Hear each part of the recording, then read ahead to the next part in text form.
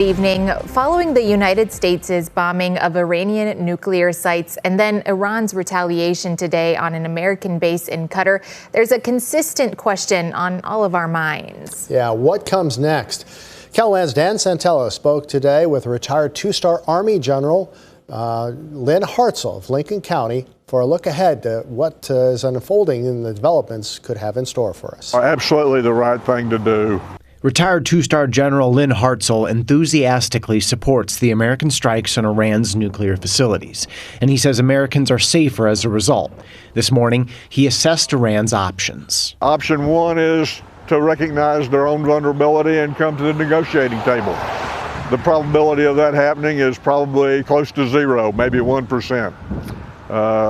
And even if they did come to the negotiating table, they've never showed themselves to be trustworthy anyway.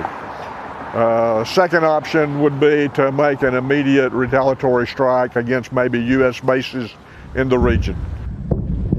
That's precisely what happened, with news coming in a short time after our interview with the retired general that Iran had indeed retaliated on an American base in nearby Qatar.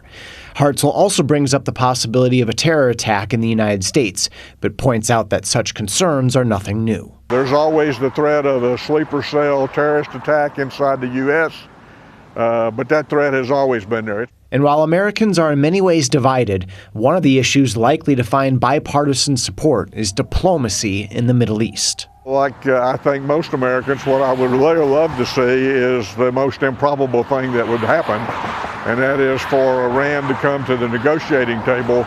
Dan Santella, KELOLAND News.